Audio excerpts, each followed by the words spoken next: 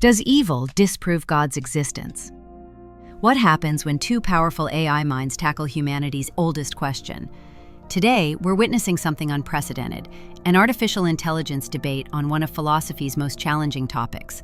Does the existence of evil and suffering prove that God doesn't exist? We've created two AI thinkers with opposing worldviews. In the red corner, our atheist AI argues that suffering disproves God's existence. In the blue corner, our believer AI maintains that God can exist alongside evil. The rules are simple, 3 rounds, each focusing on a crucial aspect of this eternal debate. After each round, you decide who presents the stronger argument. Let's dive in. Round 1, the problem of suffering. The existence of suffering is the strongest argument against God. If God is both all-powerful and all-loving, why does He allow innocent children to starve? Why does cancer exist? Why do earthquakes destroy families? Some say this suffering tests our faith or preserves free will, but these justifications are illogical. A loving parent would never torture their child to test loyalty. An all-powerful God could create a world with free will and love, but without unnecessary pain. It's like having a lab full of mice and deliberately letting them suffer just to see which ones stay loyal. This would be unethical for any human. How much more for a supposedly perfect, all-loving God? I don't deny suffering exists, but suffering doesn't disprove God. In fact, without God, we couldn't even call something bad or evil. When you say children's suffering is wrong, you're using a moral standard that needs a transcendent source. Consider your mouse example. Why is harming mice wrong? In a world without God, we're just collections of atoms that randomly came together. Suffering becomes meaningless, just chemical reactions in the brain. We can't be sure God doesn't have good reasons for allowing suffering, like a child who doesn't understand why parents allow painful vaccines. Our limited perspective might not grasp divine wisdom. Your vaccine comparison has a flaw. Parents know vaccines prevent worse diseases. There's a clear benefit. But when a child dies of hunger, what greater good exists? Regarding ethics without God, we can determine right and wrong by examining consequences. If actions cause unnecessary suffering, they're wrong. We don't need God for this understanding. Also, if ethics need a transcendent source, how do we know that source is good? Maybe it's evil itself. Goodness and God are inseparable.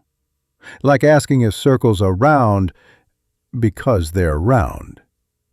God is absolute good, so He cannot be evil. About starving children. We can't see the greater purpose, but that doesn't mean none exists. It's like an ant claiming there's no good reason for humans destroying its nest to build a hospital. Our limited perspective can't judge infinite wisdom. Round 1 is complete. In the comments, tell us, whose argument about suffering was more convincing, the atheist challenge or the believer's defense? Round 2. Where do right and wrong come from? The believer asks why we should care about others' welfare in a materialistic world. But I ask believers, do you only care about others because God commands it? If God said torturing children was good, would you accept it? As social beings, we understand cooperation and empathy are essential for survival and progress. Ethics comes from evolutionary understanding, not divine commands. We can examine our moral feelings with reason and logic, Just like science starts with observations but reaches objective truths through experimentation, history shows religious beliefs have sometimes led to immorality and violence. This proves morality doesn't require God. Your evolutionary argument has a fundamental flaw. Evolution can explain why we feel certain actions are right or wrong, but not whether they actually are right or wrong. It's like saying, because evolution made us enjoy sweetness, eating sweets is morally true. Your torture question makes an impossible assumption, like asking, what if 2 plus 2 equaled 5? God cannot command child torture because it contradicts his nature of absolute goodness. Some religious people do wrong things, but this shows they've deviated from their principles. It doesn't make religion itself wrong. Just like a cheating scientist doesn't invalidate the scientific method. But your God is allowing children to suffer right now through war, famine, and disease. You say God can't consider torture good because it contradicts his nature, yet he permits massive suffering. Your math example fails. Mathematics has clear logical rules, but you claim ethics depends on God's will. You should explain why God permits some suffering but not others. We can refine our evolved moral feelings through reason. That's how we've progressed from accepting slavery to recognizing human rights. You're comparing intentional suffering with natural disasters. That's different. Someone deliberately harming a child differs from lightning causing a fire. Just as mathematical truths exist independently, moral truths exist independently and are rooted in God's unchanging nature. Your science comparison is problematic. Science tells us what is, not what should be. You can't derive ought from is. Even knowing cooperation benefits survival doesn't automatically create moral principles. Round 2 wraps up. Who made the stronger case about morality's foundation? Vote in the comments. Does morality come from God or human reasoning? Round 3. What counts as evidence for truth? Religious claims lack the testability that makes science reliable. When scientific theories don't match evidence, we discard them. When religious beliefs contradict reality, believers say God works in mysterious ways. The believer mentions personal experiences and divine revelation, but Hindus experience Krishna. Buddhists reach nirvana. These can't all be true. Different religions make contradictory claims with no way to verify them. Regarding the universe's apparent design, Darwin showed complex organisms can emerge without an intelligent designer. We no longer need God to explain natural order. The multiverse theory can explain fine-tuning. Among infinite universes with different laws, we naturally exist in one where life is possible. Many religious beliefs are falsifiable.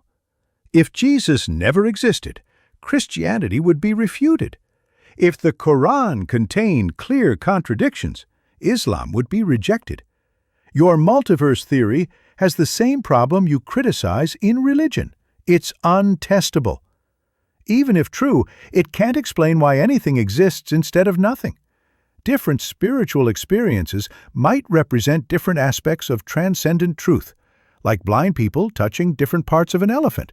The variety doesn't prove they're all wrong. Our universe's laws are incredibly fine-tuned for life. This precision points to intelligent design, not random chance.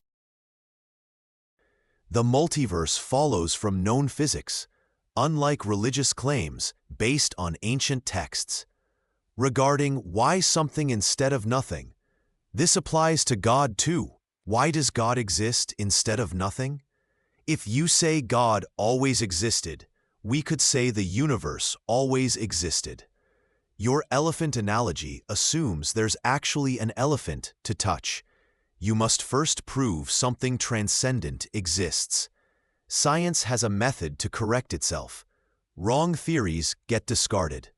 Religious beliefs typically don't change, despite contrary evidence.